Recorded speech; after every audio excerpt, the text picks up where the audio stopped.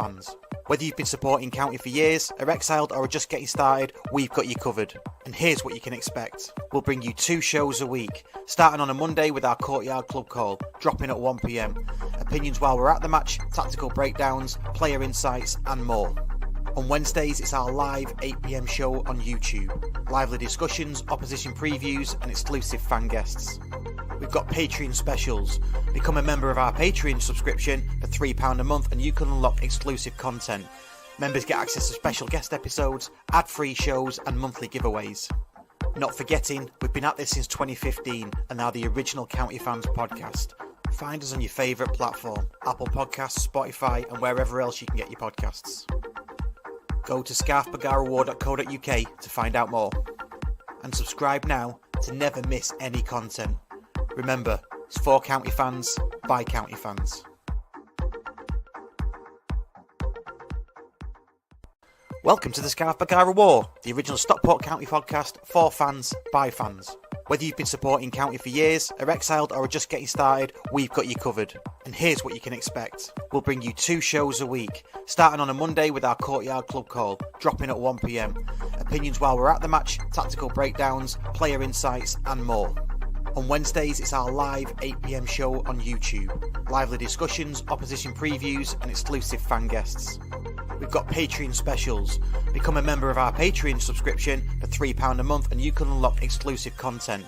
Members get access to special guest episodes, ad-free shows and monthly giveaways. Not forgetting, we've been at this since 2015 and are the original County Fans podcast. Find us on your favourite platform, Apple Podcasts, Spotify and wherever else you can get your podcasts. Go to scarfbagarawar.co.uk to find out more. And subscribe now to never miss any content. Remember, it's for County fans, by County fans.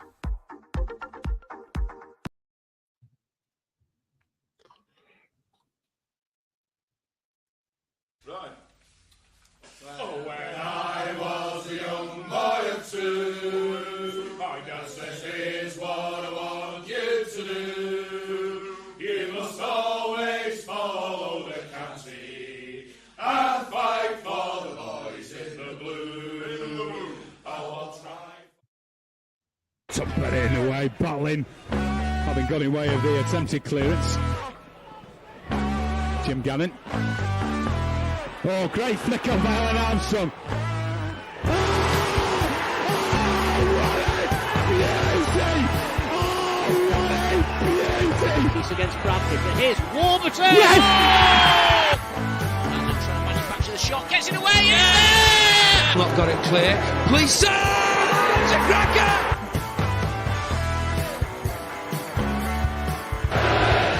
Armstrong played in the game and a superb goal.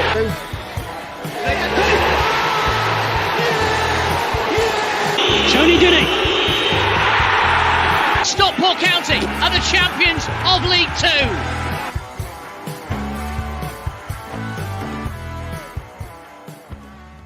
Somebody in the way, battling, having got it. Should probably take the loop off that video. These bloody intros get too long now. That's, I believe, about a 5-minute intro. Hello and welcome to the Scarf Bagara War with me, Russ Johnson. I'm delighted to be joined this evening by Daniel. You okay, mate? Yeah, not too bad. This week's been dragging. But, the week's dragging, yeah. When you want a midweek game just to blow away Saturday's result, you sort of have to hang on, don't you, to the following Saturday now. Yeah, you sound a bit down in the dumps. Let's cheer you up today with a podcast, shall we? And talk about County. I'm sure everybody needs cheering up after Saturday's result, and we will come on to that very, very soon. Thanks to everybody for joining live. Thanks to everybody that listens, downloads, plays, shares, whatever interaction you do with us. It's very much appreciated. All the comments we get during the week, really pleasing. So thank you for all of that. Got to say, we are now yet again, should I say, award-nominated podcast, because we are into the final of Best Podcast in the EFL 2024 in the Football Content Awards. Nominated, of course. So that's good, isn't it? What do you think about that, Dan? Yeah, I mean, it's brilliant. And I mean, it's down to all the hard work, obviously, all the guys do behind the scenes. Obviously yourself, obviously all the people that obviously before that helped out with the podcast. So, and especially the viewers as well, and the fans and the people that listen in. Some hard competition up there. People like Under the Cosh, if you've not seen their podcast. Some really good established podcasts we're up against. But, you're going to be in it to win it. You have. Yeah, Under the Cosh and Not the Top 20 as well. They're in it as well. And there's loads of podcasts that are much, much bigger than us. So we're in good company. So it'll be a good evening down at the Tottenham Hotspur Stadium in November. And we'll see what comes of that. Happy days.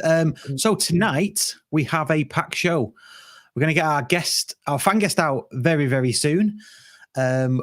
When we get him out, we're going to ask him all of the questions that we usually ask debutants onto the show. We're going to talk about the Leyton Orient match on Saturday, just gone. We're going to look forward to the Barnsley match. There is no opposition preview this week. That is a separate podcast on YouTube and all podcast players. So get that. That's already gone out.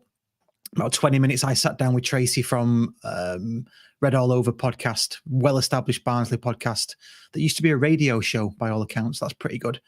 So we'll have a bit of an away day guide. We'll do some match predictions. We're going to talk about the Betty Bet game that we've got going as well.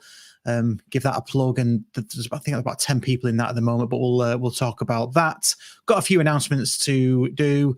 We've got our guest, Steve, who we're going to have a chat with later as well. And then getting reses. So, yeah. It's a pretty packed show. Yeah, action-packed. I'm not going to say action-packed, but yeah, county-packed show for your Thursday evening pleasure. Right, let's get Steve out. Running Armstrong, played in the game. And a superb goal. And it's Connery who scored it. Good evening, Steve. Hi, guys. How you doing? Not so bad. I should say fan guest Steve Barnsley. That's what I should say. Sorry. Yeah, welcome to the podcast, mate. Your debut. So we'll start with the questions then. If I can remember what my own questions are, I should write these down really.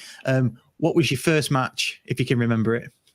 I think I know it was. I was 9 years old, and I thought it began with a D. And I had a look back through the fixtures. I think it was Darlington at home in '82. Wow. Okay. And I had to look at it. I was going through the fixtures, but I noticed we used to play a lot on Monday nights back then. I don't know if you knew that, but we used to play a lot of Monday night games. And the only reason I know that is because my dad took me to the Darlington game. I think it was Darlington. And then I was hooked after that. So every week I'll be watching it. My dad would watch Minder on a Monday night. Oh, yeah. Every time it was the adverts, I'll be in CFAX or Teletext or whatever it was, checking the scores of county from then on. And that was it, really. Hooked. Nice. Yeah. CFAX. That was 50 years old the other day, wasn't it? Yeah. Did you see that? Was it? Yeah, it was. Yeah, the coder. They had the coder on, I don't know, ITV Northwest tonight or whatever it is. And yeah, 50 years old. Unbelievable. I used to that used to be the go-to for when matches were on, when you couldn't get to the match, wasn't it? Watching it refresh. And then they brought fast text out, and you could press the red, green, or whatever button and switch through the divisions and that. So yeah. And then you used to nag at your dad or your parents to ring club call up because you dare not ring it yourself. Whatever extortionate race it was, and hopefully there'd be an update, or you'd hear the previous update because they've not updated the message on the phone. Yeah, used to tease you, didn't they? Like with county about to sign this player or call to find out. It's like, it takes you about 5 minutes to get through to the actual information. Do you remember Bamboozle, by the way? With the quick, now you mentioned the quick. Yeah, was that Channel 4? Yeah, I think it was. Yeah. Brilliant. So yeah, CFAX days. Wow, 82. Darlington then. So who was I'm trying to think who the manager would have been in 82, if you can remember. I have no idea, mate. I have no idea. But I think it might have been the Mickey Quinn era. Mickey Quinn could have been playing. Yeah. Well, like I say, I was 9 years old, so I have no idea. I just remember me going with my dad, and my dad was like, he was getting annoyed at some bloke swearing in front of us, and there was two guys in the corner hitting each other with programs from the program box, and I just loved it. I just got back, and it was just like, that's it. I'm hooked. I'll try and get who the manager was for you before the end of your little walk down memory lane. Okay, so that was your first game. We think it's Darlington.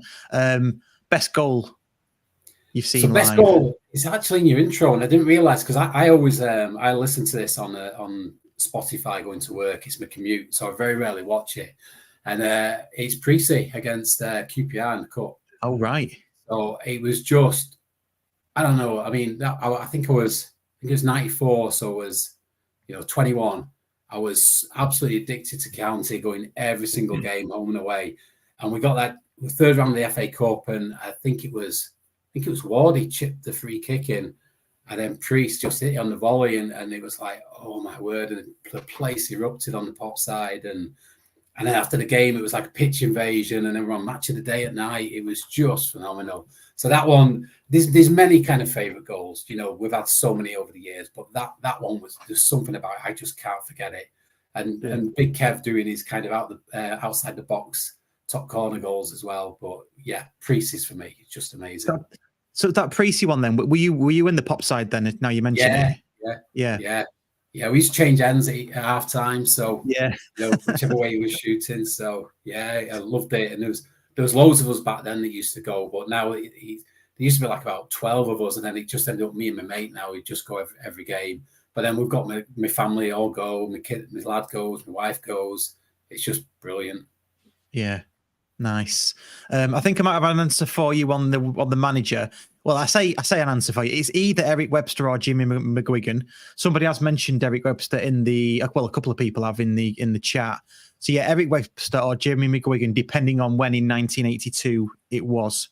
Yeah. So there we go. I'm going to put a link to a data file for everybody to have a look at, which I think is amazing. It tells you all the stats across over the years. So yeah, so that's your favourite goal. What about your favourite match you've seen County play?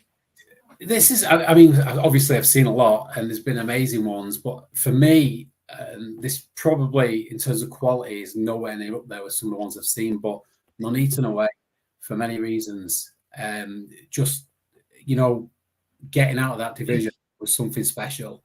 But I also, my son, who was, how many years ago was that now? Was it 5 or 2019?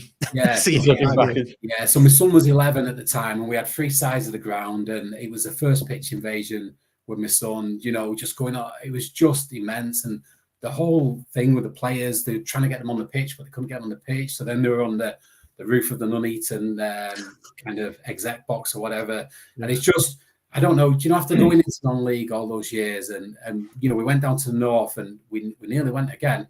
Yeah. There was a point when we nearly went again. And to sit through it as a season ticket holder for all those years, and then to go up and my son see it, it was just immense. So that's the one for me. I've seen better matches over the years, but that's the one that sticks for me. I think that's the game my lad also got the bug. Really, I take him along to matches, but I say that Nuneaton match, I think, is where he got the bug for it. Even though it's £5 for a can of lager at the back of a truck behind the ground. I remember because I think it was the year before. Was it when did Chorley knock us out in the playoffs the year before? Yes. Yeah, I remember sitting there and watching Matt Jansen go on the pitch with his baby at the time, and my son saying, "I'm never going again." That was it. He was in tears. Yeah. And then the next year, we're up as automatic we're champions. It was just incredible. Yeah. That's why Warby's goals in the reel at the start, because I said this to Warby when I interviewed him, and the interview's available to patrons only. It'll be available to everybody in a few months. But I said to him, "Do you know why it's there?" And he said, "Well, I kind of know why." And for me, because it was the second goal. Okay, Ash scored the first one. They could, when you want to look, another team's still in it, aren't they? That's just the way football is. When Warby got that second goal, that was it. They were not coming back from that, and we were going up. And I just thought that deserves to be in a highlights reel. Yeah, just got goosebumps thinking about it. Just that moment just resonated. Yeah, it's incredible. Yeah, absolutely. On to favourite players then. You can have a past and a present if you want. It's up to you. Yeah, we'll do. A Big Kev. I mean, I was well into it in the 90s, so Big Kev was he was a monster of a man. But what I loved about him was all the pundits had him down as this guy that just scores headers, but he was so much more than that. I remember going Hull away and him scoring from the outside the box to Hull away, and I think it was Wigan away, and David Frayne did spun on sixpence about 8 times and kicked the ball over to him, and he knocked it in from the outside of the box. He was just such a talent, and he was quick, and he was so strong, and he's just an incredible player, and absolutely. I was gutted when he left, but what a man. So so big Kev, and then current day, probably controversial, but Nick Powell. I absolutely love Nick Powell. I just love watching him play. But I think he's a bit Marmite, isn't he? He's not for everybody.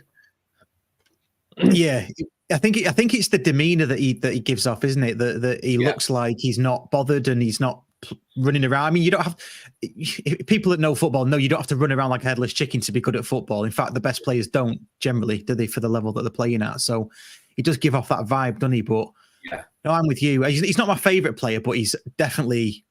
I mean, I've not seen a better player in the squad yet than him.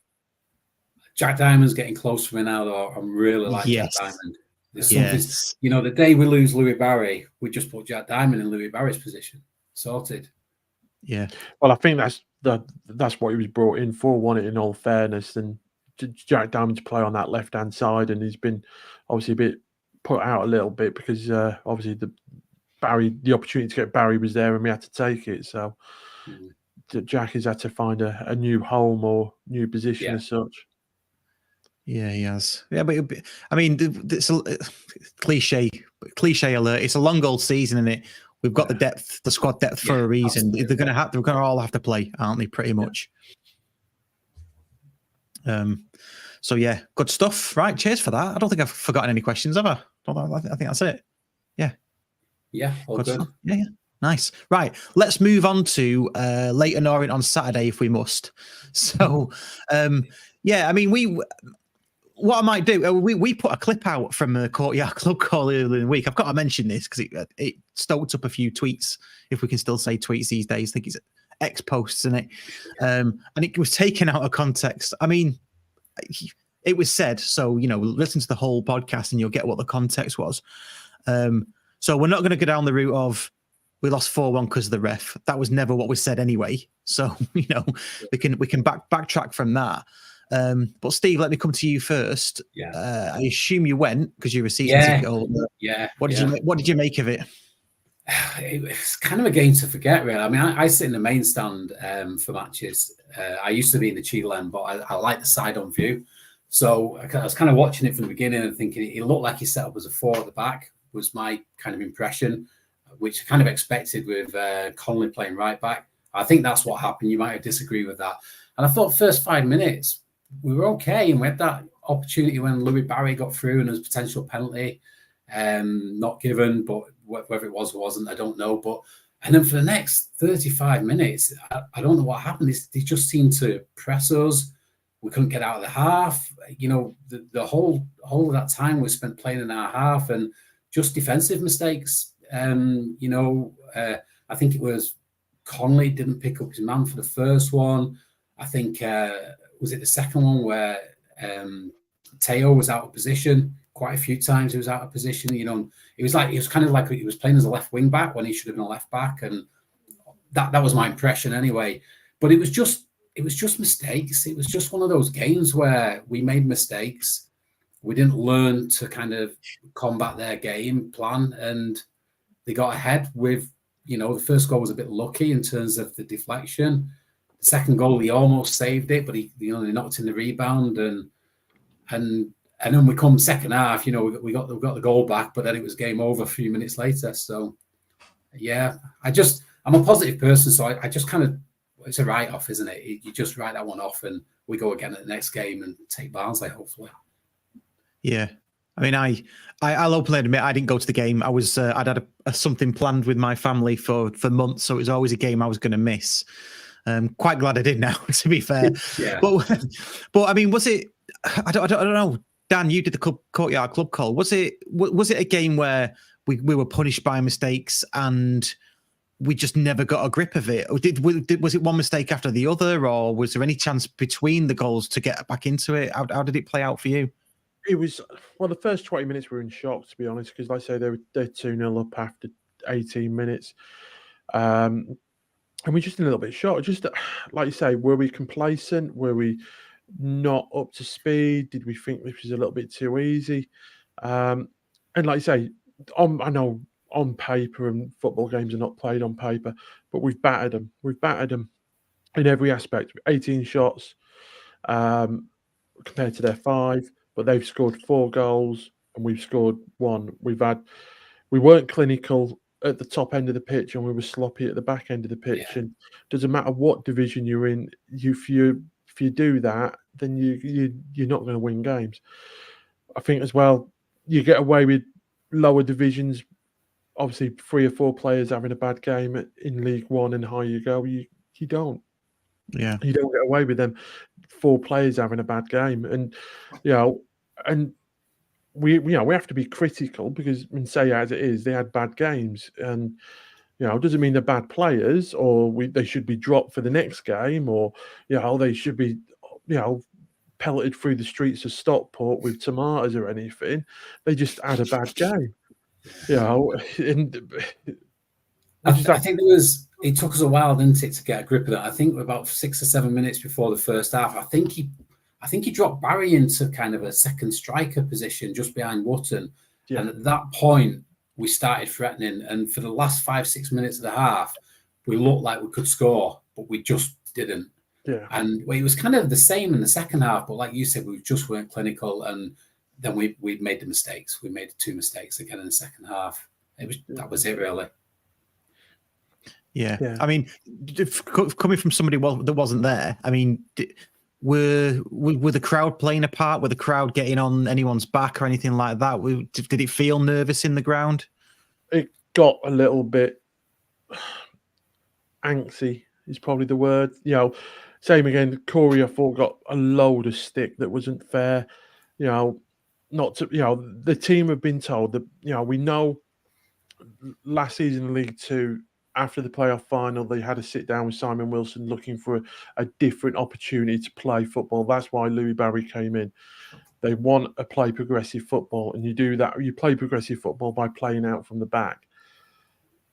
And doesn't matter what goalkeeper you have in goal, we will be playing out from the back. So I just think Corey got a lot of grief and a lot of abuse. Is probably the best way of putting it. A lot of the goals weren't his fault. The first goal was definitely not his fault. He's got obviously Connolly should have cleared it. He's got underneath the ball, and then the shot got a little deflection with the defender sliding in, and he's got no chance of saving that. Second goal, what upset me more was the lack of players that wanted the ball. Ethan Pye. Before you see on the highlights, it's just one little 1-2 between Corey and Ethan Pye, but that was actually 3 passes, I think, before the highlights show it. And Ethan just kept on passing the ball back to him. Nobody would show up for the ball when Corey had the ball. He can only play out the back if people make themselves available and want the ball. Yes, you can argue then he needs to go long, but by that time they're closing him down. He hasn't got an out ball to go long. He has to go short, but nobody's giving him angles. So yeah, it was just a little bit hard. But what I found the biggest disappointment for me for the day was when we went 2-0 down. You look at the players on the pitch, and they're every player's looking at the ground or somebody else, not at each other. Nobody's jeering them up. Nobody's pulling them together before they kick off. Have a little team huddle to sort it out. There's no leadership when we went 2-0 down for me, until, like you say, Challoner made that little switch of moving Barry a lot closer to Wootton.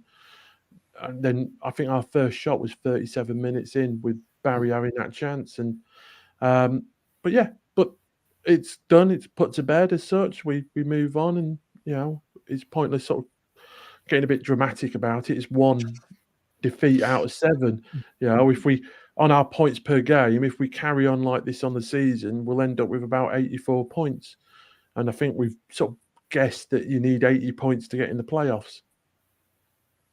Yeah. Steve, is that how you see it? It's the same sort of that Dan was saying. Yeah, I'm not worried about it at all. It was just an off day, and I'm sure they'll learn from that. And you know what Charlie's like, and I'm sure he'll be having words. There was one moment in the first half when you could tell he was really unhappy with the tempo of the game, and I think it was because I sit not far from him, and it was Ethan Pye, the ball to take a throw in, and he actually launched the ball at Ethan and said, "Take the effing throw in," and Ethan he looked like angry, but so you could tell Charlie wasn't happy with the pace of it. We were 2-0 down, and it's like, you've got to be quicker. Yeah. Do you know what I mean? But I mean, we had opportunities. We just didn't take them. Fevs was unlucky. He hit the post. I think he got a slight deflection. Yeah. And that nearly went in. I think somebody else had half a chance. And, it's just one of them games. It doesn't worry me at all. We just, like I say, we move on to Barnsley, and I'd be interested to see the reaction. Yeah, absolutely. I mean, it's one of them games that I think, on hindsight, when you watch it, we deserve to lose. Leyton Orient are the better team. They did a job on us. There'll be games this season that will win where we don't deserve to win, and there'll be games we lose and we don't deserve to lose, or we deserve to get something out of it. But for me, that was definitely a game that we didn't deserve to get anything out of, really. Yeah, absolutely.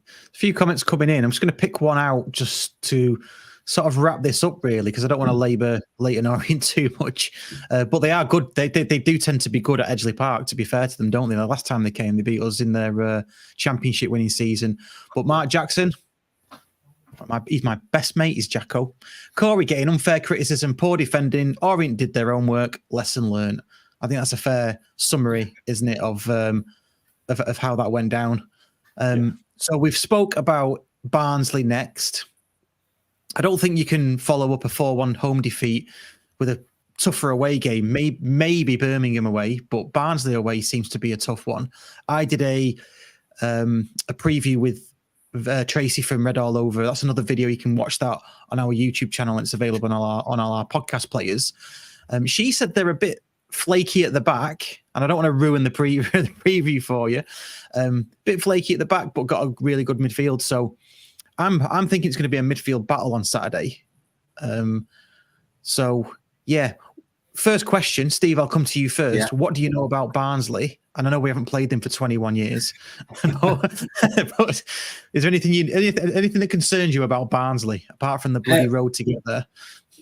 No, what interested me was the fact they had the old Moneyball guy was owning them. That surprised me. So, because I'm kind of into the baseball as well, but and I've seen the movie, so that surprised me. But it sounds like that guy's gone. But I don't know an awful lot about them. I listened to the podcast earlier, and the interesting thing for me was that at the back, I wonder if they're a bit suspect at the back. It'll be interesting to see what lineup Charlie goes with, because I wouldn't be surprised if we see a Tanto start on Saturday. I wouldn't be surprised if he goes for a little bit of pace up front, maybe Barry and Tanto or whatever. And I don't know. We'll see what happens. But yeah, I don't know a lot about it, other than DKD is it Davis Caledon, which we all know about from last season. He's a cracking player. Yeah. What about you, Dan? Do you know anything about Barnsley? The football club, not the town. No, I mean, like I say, they are probably like Blackpool, aren't they? Really, they've had their spell in the Premier League. They've had a little bit of glory. They're probably playing below their level. You would expect. You would say they are probably a championship club. Championship, yeah. So it's a test, and it is another tester for us, especially obviously after the last week's result. I just want Lewis Bate to start, to be honest. I completely agree with Tanto and having his pace up front. I mean, I think Barnsley are saying that they play free at the back a lot, and their central defenders aren't the quickest as well. And I'm just thinking to myself that that should be Tanto's. I should be lighting up, really. How he plays Tanto, if that's alongside Wootton, like 4-4-2 with Barry on the wing, or if that's alongside Barry, like last season when Barry went on that 9-goal run, was all alongside Tanto. So yeah, it's going to be an interesting one. Yeah, it is. Not been there, like I say, not been there for 21 years. I think the last time I went, was it a 3-3 draw? I know we've had two. Yeah, we've had 2 3-3 draws, haven't we? I'm thinking within a couple of years, in like 2003 and 4, I think The last one I remember Stuart Barlow scored for us. I think we were 3-0 down at half time, and we come back and drew it 3-all. And if anyone remembers that, we are all of an age. Don't be saying you're too young. Yeah. It's a lot of games to remember. What I'm going to do before we move off Barnsley, I'm just going to bring in Andy because he sat patiently waiting in the background. So we'll bring in a friend of the show, Andy.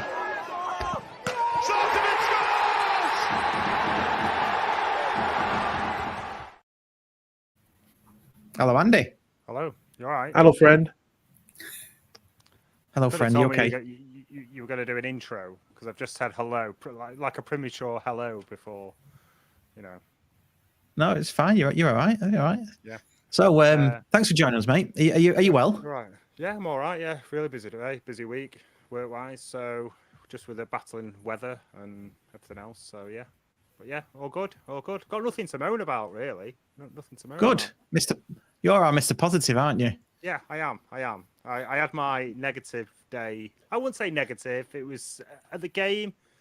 It was quite negative. No, I don't know. I still thought, even like on 80 minutes, if we get a goal now, it's the hope that kills you, isn't it? Yeah, get a goal now. I always have this block. So say for like 3-1 down, and it goes to like, I think, right, well, if we get a goal before 75 minutes, then that pushes a bit of momentum. And then we get another goal, say 80 minutes, then plus stoppage time, there's 15 minutes to get an equaliser, and I've always got I do that. exactly the same. Andy, do me a favour. Can you just turn your mic up from your end a slight touch? Yeah. Because it's coming through perfectly crisp and your connection's brilliant, but you're just a bit low. Any better? Keep on going. But yeah, you're right. But what I get is, you see these matches on the football highlights and things, don't you? Yeah. And match of the day where teams score 2 in injury time to win the match. And when you're 4-1 down at home, you're thinking, if we get one, just like 10 minutes to go, and then we'll get 2 in injury time or something, there's a chance of winning. I mean, I don't remember it ever happening to us at County, scoring 2 in injury time. Does anybody remember that happening? No, because like in the sort of previous times where I was able to drink, I was probably half drunk by the time it got to that point anyway. So didn't we play Burnley once at home and we were 3-0 down and then get 3 in the last 10-15 minutes or something in a yeah, maybe, but I'm talking about like in injury time with 2-1 down and we get 2 in injury time or something as late, really late as that. I know we scored a lot of late goals under Jimbo, didn't we? I remember we used to always score late goals under Jim, but never. I don't ever remember us coming back from a losing position to win in injury time. Bolton FA Cup, and there was games obviously as well in the National League with Challoner where we were 2-0 down at half time and he's managed to turn it round. I think there was a game where we were 3-0 down at half time, weren't they? And we managed to come back. Yeah. But you mean like injury time, don't you? Just getting both goals at the end of the game. I think the closest one that I know is probably the Bolton FA Cup one, Yeah. But that wasn't 2 goals, was it? It was. No. There definitely has been. It was a good one to look up, actually. I'm pretty sure there's somebody watching that would know. And thank you to Drew Robinson, who's probably just jinxed my internet with his comments. So let's just see how we get on, shall we? As you can see, I'm in my work in progress new to be studio in the loft. My wife has told me that I can no longer podcast in the dining room. So the word was banished. Yeah, banished. I'm pretty sure if she banished me, I'd be out of the house, to be fair. But, but yeah, so work in progress, but I've tried to cover up as much brickwork as I can and stuff like that. But yeah, it looks your comment. Looks quality, mate. It looks quality. Let's just go on to the away day football ground guide. The football ground guide for Barnsley. So, anyway, like I say, we've not played them since something stupid. It's been 20 plus years. Their stadium, if you didn't know, was called Oakwell. And we get a bit of information from Tracy as well regarding Oakwell and the surroundings of it and who owns it and things. So do watch that preview pod Oh, do listen to that. 23,000 all-seater stadium. It opened in 1888. If you've ever been, I mean, I'm guessing we've all been. I mean, I know I have. We've all been to Barnsley, I guess. If you've not been, you're in for a right treat because it's a proper ground. I would say. It's got all corners, massive stands. I think we're going to be in the behind the goal, aren't we? In a fairly big stand, all 2,500 of us. But I think it's going to be probably more than that as well. In terms of pubs, it's looking like the Dove Inn, the Corner Pin, or the East Dean Working Men's Club. Now, I didn't ask Tracy which ones to go to. I neglected to ask that, but they're the three that are on the away day guide. Do look up that, and apparently the Scran's pretty good too. So if you're inside, they do pretty well on Footy Scran. So have a look at those. I'm sure Ellis Whitehead will be doing a pie review like he does to these away grounds. So look out for that as well. So yeah, what's your memories of Oakwell? Anyone? Dan, start with you, mate. I haven't. To be honest, I can't even think if I've been to Oakwell or not. It's one of them ones I can't. I might have been, but like I say, I just can't remember. Non-league days are too much in my head. It took too many. Took all the had to wait at the memories to the non-league days. It's like anything that's pre-2000 sort of like gets completely zapped away, doesn't it?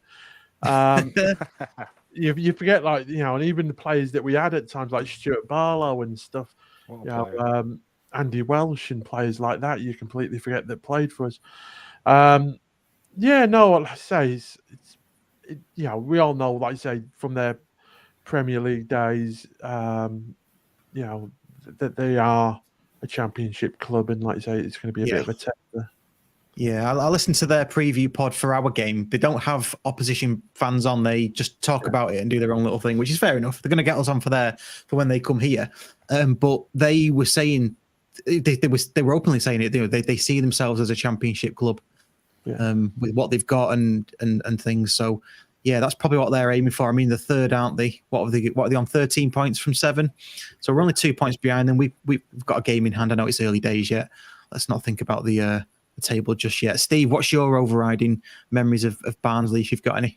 Yeah, just pretty much the same. I remember going and it just being at the time, like, because we were trying to go through the divisions, and it was like a step up. It was like a quality away ground, proper old fashioned but big and loud at the time. But I think I've only been there once, and I think it was one of those 3-3 games.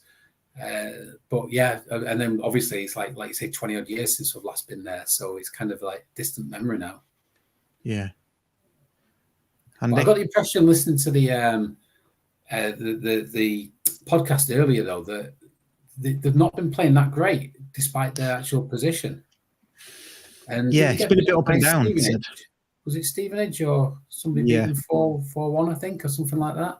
So yeah, they got beat 4-1 by Stevenage away, and don't forget they got pummeled by United. I mean, we can forget about that, can't we? 7-0 away at Old Trafford. I mean, that's just scratch that off. Like we can't bring up Blackburn beating us 6-1 at home. It's just one of those things. So I'll tell you what, we'll go around the room. We'll finish off this section with score predictions. Everybody get their score predictions in on the chat as well, and we'll see what comes out. I know what their score predictions are from their podcast because I watched it. Let's start with you, Andy. What are you going for, mate? I'm going to go for 2-1. Now I know that seems quite negative, but I do think this is going to be our toughest test. I've not said 2-1 who-2 though, have I? No. Obviously, it goes without saying 2-1 to us. Yeah, it is our biggest test, but everyone's beating everyone at the moment. It's too early to look at the league table. I'm doing a bit of a challenger. When we lose, it's too early. Nobody's looking at the league table. But when we win, I'm first one to look at it. Don't forget to ask yourself the question as well. Yes. Do you look at the league table? Do I look at the league table? No, not when we lose. Do we look at the league table when we win? Yeah, I'm the first person on it. But is this the biggest test that we'd face so far this season? Yes, I'd probably say it is. No, it is a big test, but they're all going to be big tests as we're finding out. So I'm going for a quietly confident 2-1 win to us. Fair dues, Steve. Yeah, I'm super positive, so I'm actually going for a 3-1 win. It reminds me of the Blackpool game, and I think we're going to come out. I think we're going to hit him with pace early on, and I think we'll get you got Barry on the pitch. He's going to score in most games. With Tanto out there, I think we'll get 1 or 2 early goals, and I think we'll concede as well. So I'm going 3-1. I'm probably crazy, but that's what I think. No, we like it. We like it. Fair dues. Dan? 2-0 for me. God. I just think it'll be nice, sort of textbook 2-0 as such. If there is a textbook 2-0, it's one of these games. It could be 0-0 or it could be 3-3. It could be anything. Two teams that seem to score a lot of goals. So let's say it should be interesting. It should be an exciting game. It just depends if, obviously, on Sky, as a main game for the evening, does that haunt us a little bit? We wait and see. Yeah, I think we've got better with Sky over the years, haven't we? We've got a lot better in recent years. Yeah, I always think with the Sky thing, I always think it's like Mark Stott said about starting the season poorly. Like, well, why are we bad? We're not bad on Sky. It just happens that we lose when we're on telly. It's got nothing to do with Sky's filming us, has it? Let's face it. No, let's not bring extra negative things into play here, Dan. I'm sorry. There's already it is one of them games. It could be, like I say, 0-0, or it could be literally 3-3. It's yes, we want to win. I want to win, but what I want is a response from the last Saturday's performance. If we end up losing it 1-0 to a dodgy referee decision or something like that, then I can take that as long as the performance is there. That's what I really, really want to see. And I know that 9 times out of 10, if the performance is there, the result will be there as well. Yeah, absolutely. We're getting our scores in. They're flashing up on your screen now. Bit of a mixed bag. 2-2s. 1-1s. Edward F says 0-2. Waggy, who's out in the North Sea at the moment, sober as a banished him 3 weeks. Oh no, you banished him. He got a red card and he's been off for 3 weeks. No, he's away working. He will be back very soon, ready with his Waggy's rants, I'm sure. 2-1 County, big bounce back. And we got a super positive one here, 3-1. So go in with you, Steve, on that. I must admit I'll be happy with a draw, but the thing I'm most looking for is a response to Saturday's. Less mistakes, that intensity, because Charlie, intensity is our identity. So I want to see a reaction to that. Okay, good stuff. Right, let's move on from the Barnsley match. Just wanted to say a quick word about the Betty Bet game. And I think I'm saying that right, and I'm saying it right first time, Betty Bet.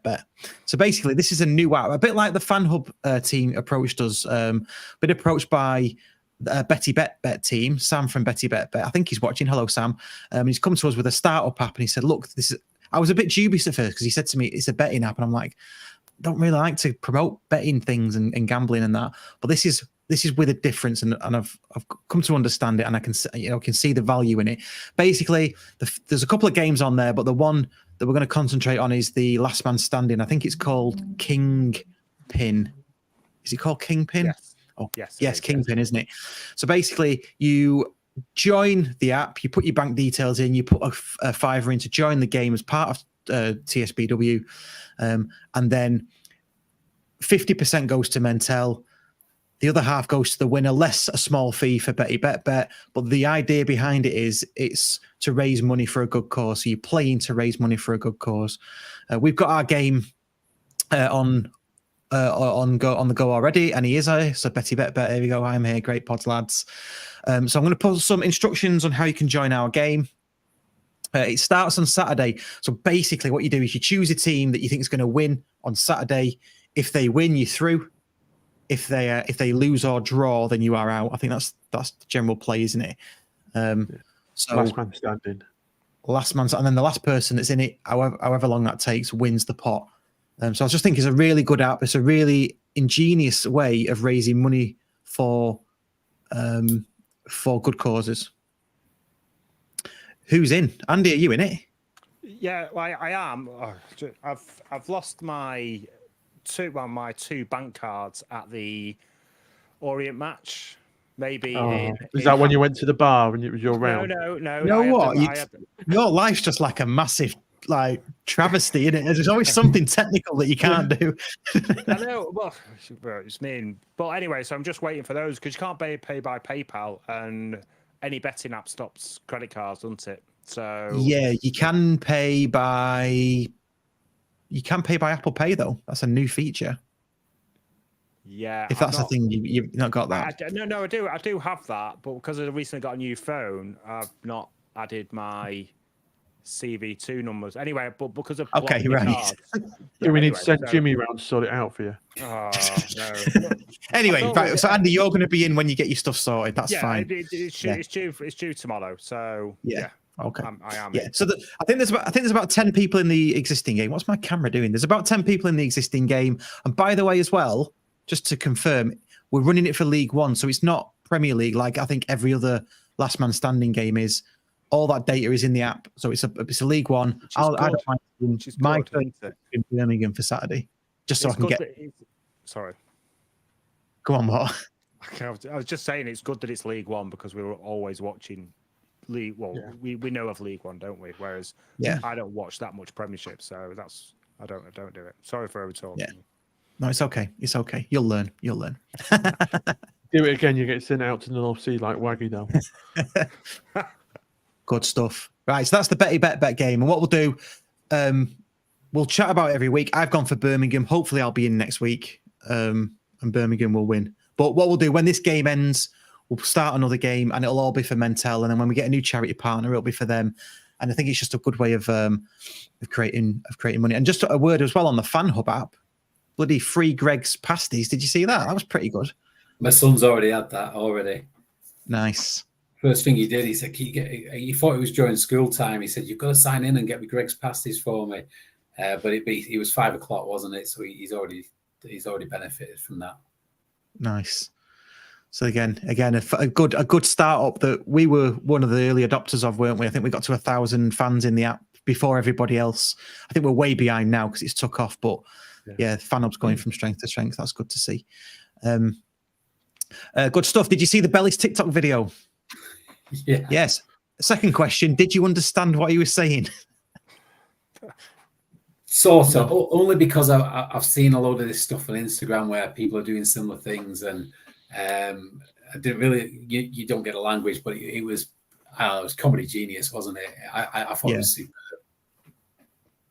Yeah, absolutely. Very mindful, very demure. Yes. And what was it? The extra Riz or something? Pure Riz? I can't. Riz. I don't know. don't know what I'm going on about. I'm just saying words in an order now. I don't know. But it's a good time to announce that we've got our own TikTok now. We've just started on TikTok, so we're going to put our previews in and things and maybe get some extra content on there. I know, Andy, you like a bit of a film at match days, don't you? You could get some TikToks on there for us, couldn't you? Yeah, I could do that. That is my sort of thing, just making a complete fool of myself. I don't. So you're going to try and work, slide in the word demure then. Demure. I can't even say it, let alone slide it in. But yeah, that's my cup of tea. That so. Give me anything tech side, then there's enough of you guys on the team to do that. So this is hopefully my cup of tea, as I say. So yeah. And apologies, Ross. I did overtalk you before, but I'm just cramming up as much conversation as I can in before Drew tempted fate with my internet. So yeah. You're a little bit quiet, but apart from that, Jimmy said that. Yeah. Yeah, you look as beautiful as normal. Cheers, yeah, Dan. You do. Yeah. Couple of announcements to say. So there's this is hot off the press. There's an Andy Priest event on the 20th of October at the Spinning Top. That's just been announced. I've just been made aware of that by the county cooperative. I'm hoping that our Patreon members will get some sort of discount for that, because I'm sure it'll be a ticketed event. But just to make everybody aware, 20th of October at the Spinning Top, Andy Priest is coming down.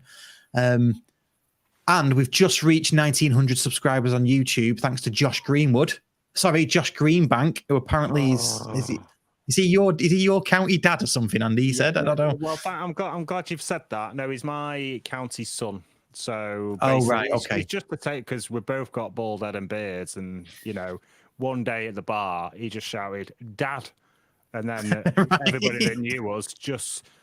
I generally get some people coming up to me and going, "You do look rather young to be his dad." I'm like, "You are joking me? You actually think I'm his dad?" I'm like, "No." So, and now I've got to know his brother a bit as well. So obviously now he's started calling me dad. So yeah, so to them, just dad.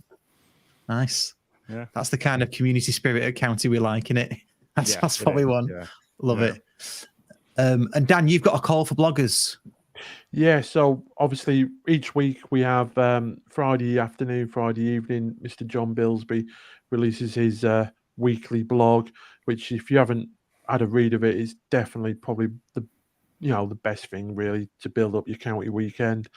But yeah, anybody that would like to write a blog or match report, or has a memory of their first game and would like to get it on paper, or has a photograph that they would like to about county, or that are being at county and they would like to write about it, then we have a platform where we would love to obviously put them sort of blogs and stories out.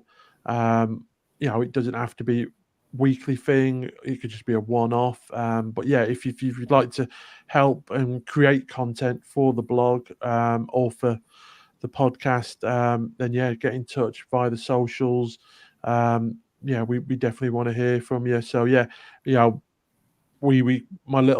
lad created a little vlog for our trip to Crawley. Can we call it a vlog? It's not a vlog, is it? Vlog. Yeah. Vlog. So, it's a vlog, isn't it, Steve? You're down with the kids and the techies. It's vlog, isn't it, Steve? Yeah. So he wanted to do a vlog, even though some felt that need to criticize it a little bit, where they should know better.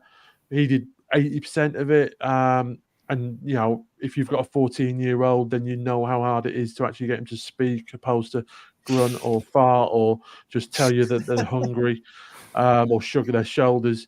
So that was good, and hopefully he'll do another one during the season as well. But anything like that, if there's anybody that out there that wants to do a vlog, we've talked about, maybe if there's some teenagers out there that would like to do a kids version of the podcast. Obviously, we were not live but recorded. Then get in touch. We'd love to get something going along that lines. So yeah, it's anybody out there that wants to be involved creatively, then please get in touch. Yeah, good stuff. Yeah, absolutely.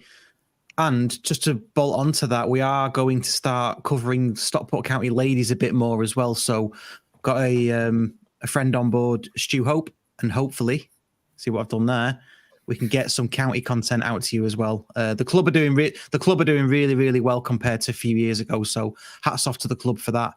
But what we can do is maybe do what we do here and get fan chat going and just get that out a bit more to the masses. So that's that. Okay, let's move on to our guest, Steve. It's your debut. Welcome to the podcast. First question: why Stockport County? Why? Well, a couple of reasons. One, I was never the one to conform with the masses at school. So when I was at school in my year, I think there was 2 county fans. There was one lad called Dale and myself. And I've never conformed with anything. It's like, if somebody goes one way and goes with the masses, I'll do something different. But I'm really kind of big on local stuff as well. Where I was born, and that's why I got into Stockport. I just love it. I love it. And another kind of little story. I was the original Vernon Bear. So Yeah, What? not a county.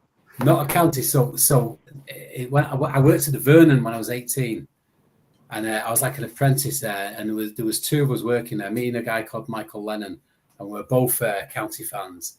And one day they took me into the basement, which is always a worry. And in the basement got all this stuff, and they pulled out this Vernon Bear costume, and it was for children in need. They said, right, put that on. You're going around Stockport Market and collecting money for charity. And I had to do the first shift, and then Mike Lennon did the second shift. And it was about 2 years later, the same costume turned up at County on a match day, and that's when Vernon started sponsoring them. And then I think then they upgraded the costume a couple of years later, and they got the Vernon Bears you see today. But I was the OG Vernon Bear. The OG, I love that. What a great story that is. That's brilliant. I love it. Yeah. Nice. Would you ever go back to it, Steve? No chance. I hated it when I did it. I absolutely hated it. I was like 18 years old and put this costume, and I don't know if you remember the original costume. It looked like something out of Rainbow or something. It was terrible. But worse than that, it was like a shrunken rainbow bungle suit or something.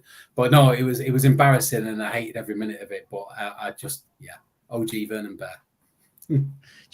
Does anybody remember the Hatters? The Hatter. Yeah. But it wasn't for long, was it? I wouldn't mind finding out who dressed up as that and interview them. That'd be pretty cool. But it wasn't for long, that was it? It wasn't, no. And wasn't it when Vernon actually took off? Wasn't it Steve Bellis's brother who was Vernon Bear? So the rumor has it. Yeah.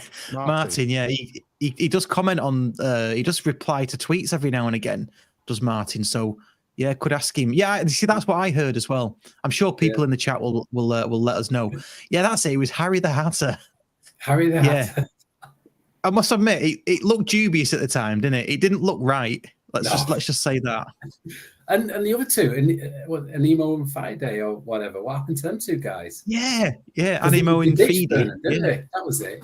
Animo. But we've never been a club for mascots, though, have we? Really? We've never had that. Identifying mascot that it's definitely like a swan. You mean? Yeah. Yeah, or an imp or a. An imp. Did they have an imp at Lincoln? No, they don't. Wow. Do they? I don't know. They have weird things that run on the pitch, don't they? Well, they have a big cock at Bradford, don't they? So. There was. Do you remember anyone? I think for a couple of games there was a frog. At County? Yeah, at County, and it was for a charity thing. And then the frog came up to me once and said, "What are you looking at?" or something like that. And then he lifted it up, and it was Jamie. So what was the frog all about then? I think it was I can't remember, but I think it was a charity thing. So the charity had brought this mascot uniform. Right. And because Jamie works there, obviously, I think that was just the role that they gave him for that day. Or he volunteered, I'm not sure. He didn't like it, I don't think, but yeah. Nice. But that's aggressive. But who would, though? Who would? Here's a frog suit, you've got to wear it. Depends if people are going to see you, if you reveal who you are underneath it. I mean, I wouldn't mind walking around in a frog suit because nobody knows who you are, do they? It's not too bad. No. No, that's cracking. That what a good story. And we've got the podcast title now. JK's put it in, so I'm going to have it. Vernon Bear Origins. There you go. we should have maybe done this podcast as a special, really. Then shouldn't we? We've got the original Vernon Bear. I know. Yeah, bloody hell! I didn't know we've seen such esteemed company. Yeah, I get a lot. My mates have ribbed me about it over the years, so I might as well just get it out there into the masses. So. Yeah, no, you've got. Go on.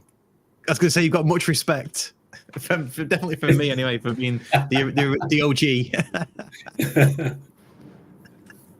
Yeah, I'm never going to let you live it down, mate. To be honest, so. Yeah, the things like that they just go over my head these days. These things, I'm too old now. Fair enough. I love it. So what? I was going to say, so what's the deal now then? So you said you're season ticket holder in the main stand, or the Danny Begara stand. Yeah, Is I that used to you be in and the the Cheadle kids and that? Sorry, say that again, mate. Is that you and the family now? Has it all grown since you've been coming? And yeah, I mean, like I say, I used to sit in the Cheadle end with my mate, and then we kind of moved into the main stand when the little ones arrived, and kind of been in there ever since now, and I love it. You know, it's not, you don't get the atmosphere you get in the Cheadle end, that's the downside. So I get that the away day. You know, I think I did 50 games last season with SK6 coaches in Bradbury. And I get that buzz from being in the crowd at the away games, but home games, I just love watching the side view. You get to see what Challoner's up to and the management team, and I just prefer that view side on than behind the goal. So yeah, I've been a season ticket forever, but like I say, the last 12 years now, something like that in the main stand. It's great. Yeah. Gets a raw deal in the main stand, to be honest. People give it a stick, and it's not as bad as people make out. Yeah, it depends if you've got a post in the way, doesn't it? I haven't got a post. Yeah, it makes me come on to my next question, which is when the ground gets renovated. I think the roof on the Begara stand will be before the pop side, but are you tempted to go into the pop side when it's built up and it's obviously side view as well? 100%. That's what I want to do. I want to get back on the pop side. It's where it all started for me, and I just want to be back over there. And I hope it becomes this kind of big stand with, you know, a lot of singing to rival Cheadle End, and I think it could be immense. So that's my plan anyway when that happens. But because you can't get many seats in the main stand anyway. We keep getting moved by Steve Bellis, so because they're just doing that much corporate in there. It's like every time we get a seat and get comfortable, it's like, no, we're moving you again. So. How does that even work though? Because surely is it not all season ticket holders in the main standard? Where do they move you to? Well, so we got moved 2 seasons ago, and there was just, I think there's 5 of us in the main stand, and there was just a block of 7 available, and we're like, we've got 4 seats in the one. I can't remember. But there was a few odd seats knocking about, and we're on kind of the front row, not pitch next to the pitch. You know, there's 3 rows, and then there's the aisle, and then the front row, and the next bit. So I don't. You can't get a seat in there now. It's absolutely full. Apart from maybe in Block F, you might get one at the back of Block F. Yeah. So do you get all the people on the corporate sort of getting in your view before half time and coming back after half time? Is that a problem? Yeah, we did do when we were in Block A. So we used to be in Block A, which is the first one as you kind of come in from kind of the Cheadle end.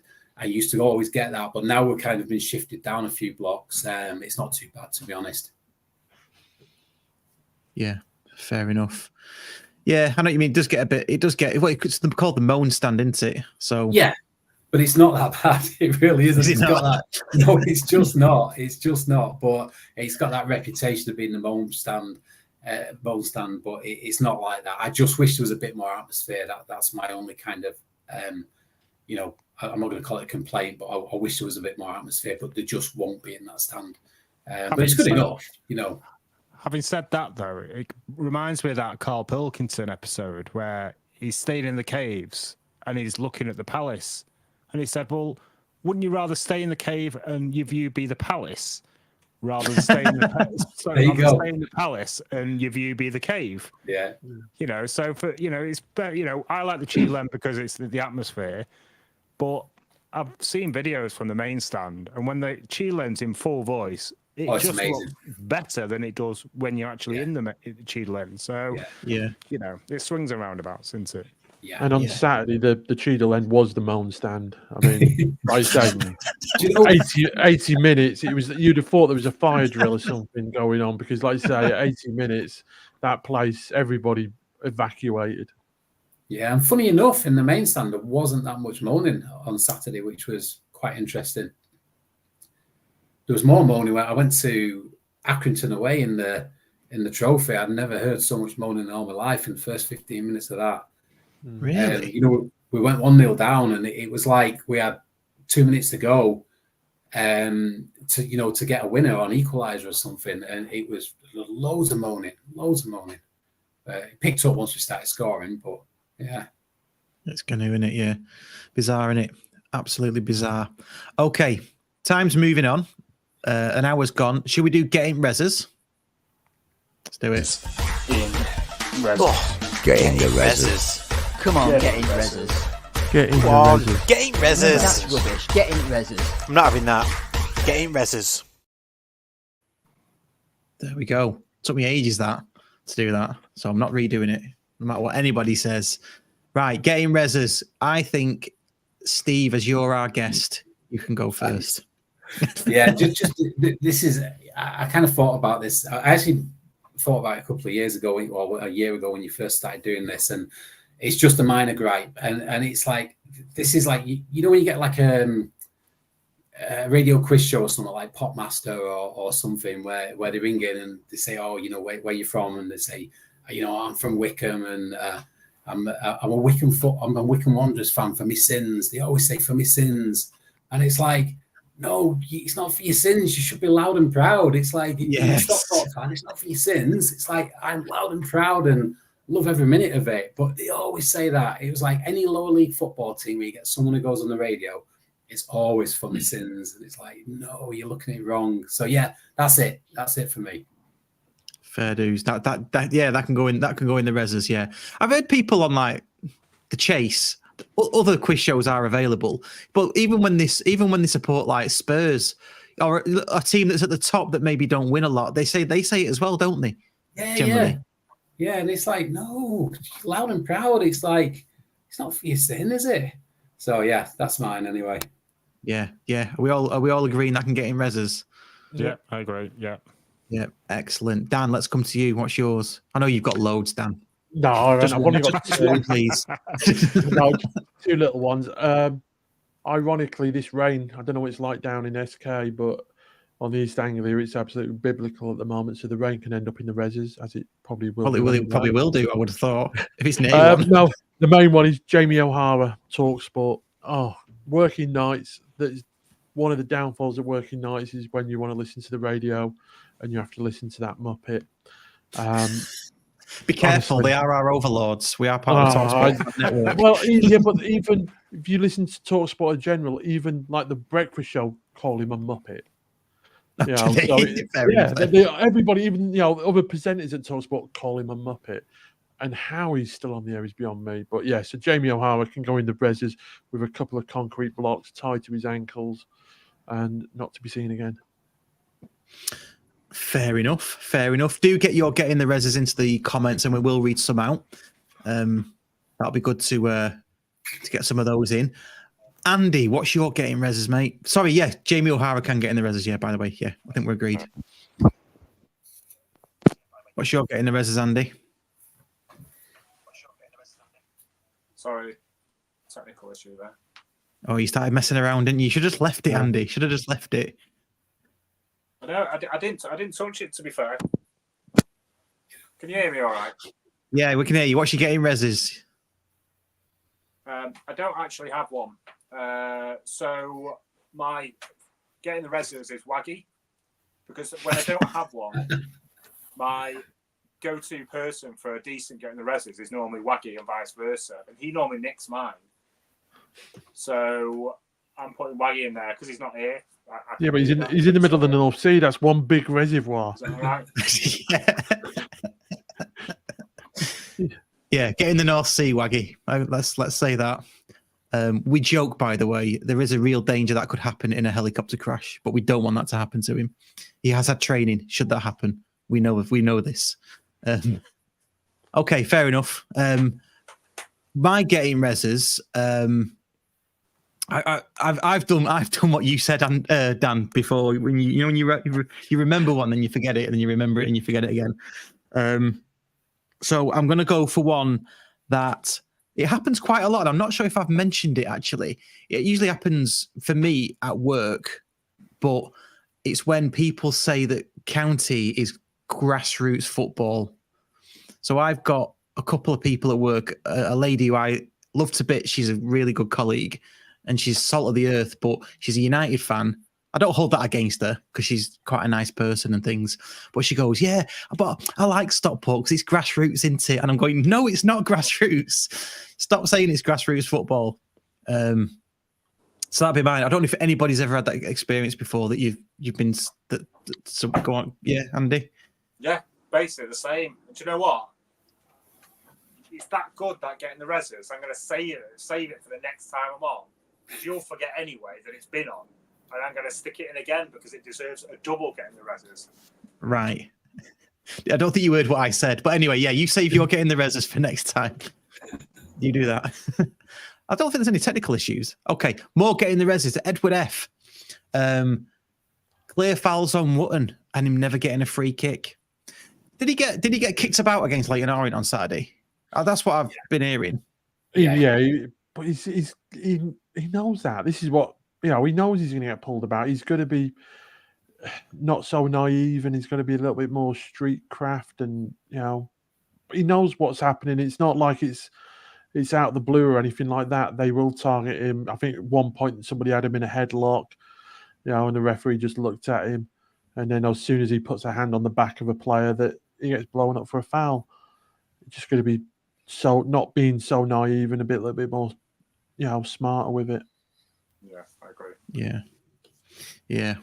Fair dues. People who leave the game early and stand in front of my seat when it looks like we might score. Yes. Yeah, I don't suffer from that. If everyone just kept walking, it'd be fine. Yeah. I must admit, what I do is I don't leave early, but I leave my seat at about 88, depending on what the match is like. If it looks like we're going to, we need to get back into it and we're on top, then I'll stay. But I leave my seat at 88 and I walk down and go into the little, the little bit to the left of the Cheadle end before you go out. I don't stand in front of anyone's seat or anything. I'm tall enough just to, if I go on my tiptoes, I can see above everybody.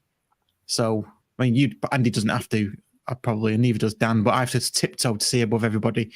And that's what I usually do. So, yeah, that can get in the reses. 1981 Merc. Who said that? You can go on my shoulders if you want, Russ. Me head would be touching the bloody new LED lights in the floodlights. And then Phil Lloyd says he's saving his for his hat-trick appearance. That's very presumptuous. Yeah, and that's it.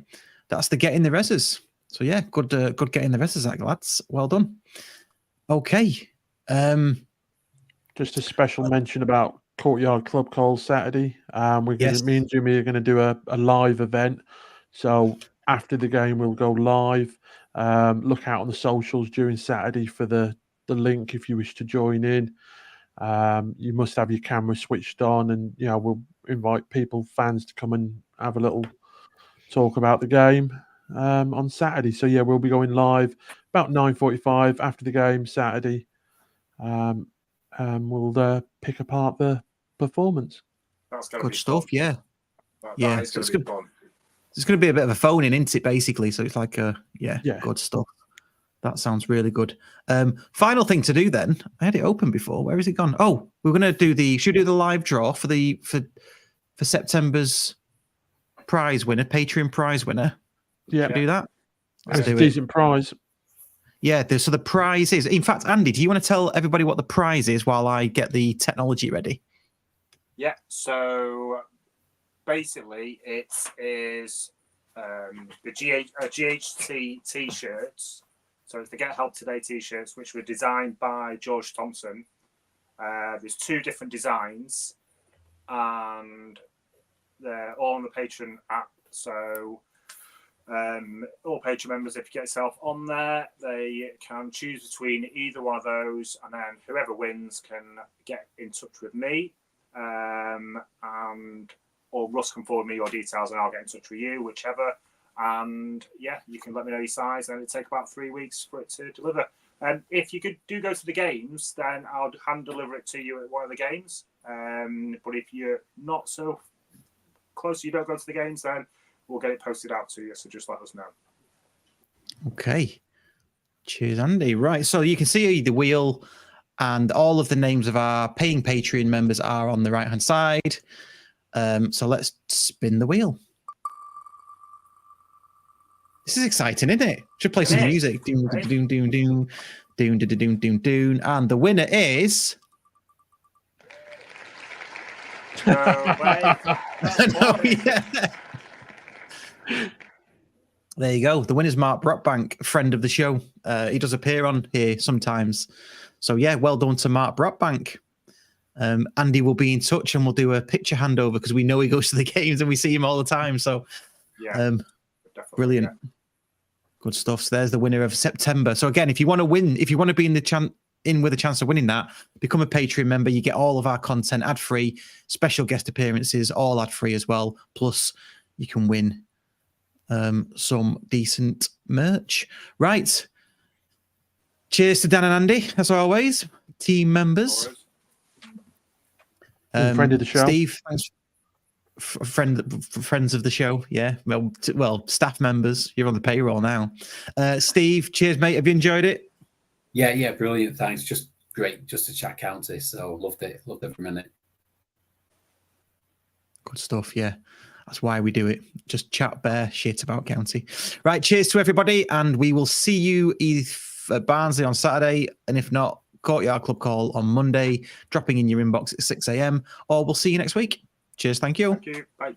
Cheers. And that's a wrap for this episode of the Scarf Bagara War. We hope you enjoyed the podcast. Remember, you can catch us every week on your favourite podcast platform, whether it's Spotify, Apple Podcasts, or Google Podcasts. And a huge thank you to all of our Patreon members. Your contributions help keep the show running to bring the content you love. If you'd like to support the podcast and get access to exclusive special guest episodes, ad-free podcasts, and a monthly giveaway, head over to patreon.com/the Scarf Bagara War. And don't forget to follow us on social media for updates, behind the scenes content, and more. You can find us on X, Facebook, and Instagram, all at County Podcast. Lastly, if you enjoyed the show, please leave us a review and share it with your fellow county fans. Your feedback helps us improve and reach more listeners. Thanks for tuning in, and we'll see you next time on the Scarf Bagara War. Come on, County!